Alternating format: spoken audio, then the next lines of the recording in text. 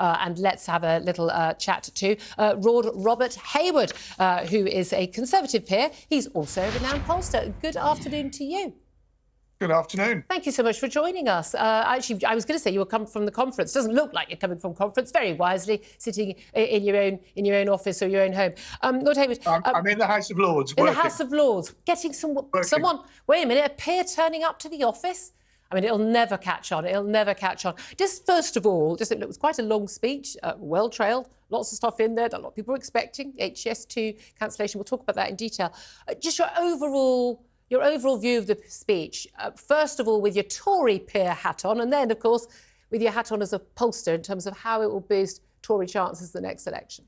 I think overall I'd give him a good rating. I'm a cynic, as you know, Julia, and I view most aspects of politics through that perspective of cynicism.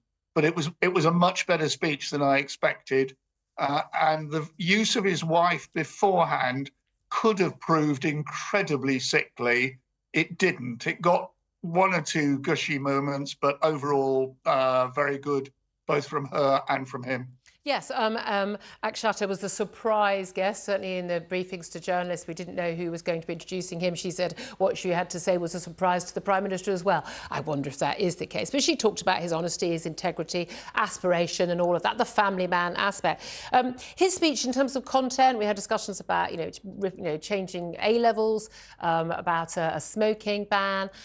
He sort of talked about, men are men, women are women, some really basic stuff, some sort of, good sort of red meat stuff for the Tory party faithful. But let's face it, all eyes were on what he had to say about HS2. For weeks now, we've had speculation, all but knowing that he was going to axe that northern leg, the last remaining leg of the northern leg of HS2 from Birmingham to Manchester. What we learned was that's going to be a saving of £36 billion. The trains are going to be at high speed all the way from Euston to Birmingham. They will continue on to Manchester, but on the old railway line. And that money is going to be spent on lots of other different projects around the North and the Midlands. Hopefully, if we can play a little couple of clips of what Rishi Sunak actually had to say. And so I am ending this long-running saga. I am cancelling the rest of the HS2 project. And in its place, we will reinvest every single penny, £36 billion, in hundreds of new transport projects in the North and the Midlands across the country. This means £36 billion of investment in the projects that will make a real difference across our nation. As a result of the decision we are taking today, every region outside of London will receive the same or more government investment than they would have done under HS2, with quicker results. No government has ever developed a more ambitious scheme for northern transport than our new Network North.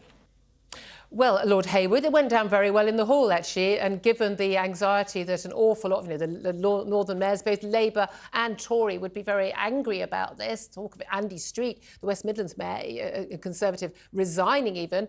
Do you think that went better than expected?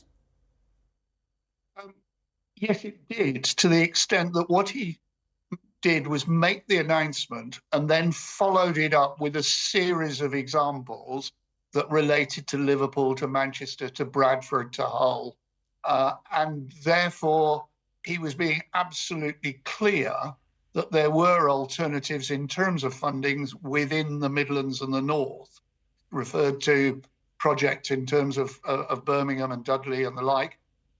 So I think he carried off a very difficult announcement pretty well. And I've seen comments from, for example, the mayor of Bradford welcoming the announcement, didn't like the announcement on HS2, but welcomed the announcement in relation to stations for Bradford itself. My concern is, in Britain, we don't do infrastructure well. No, we don't do infrastructure full stop. Sorry? We don't do infrastructure full stop. Well, we do it very badly. That's not actually fair when you think about things like Thameslink and the links to Terminal 4 and all these sorts of things over decades.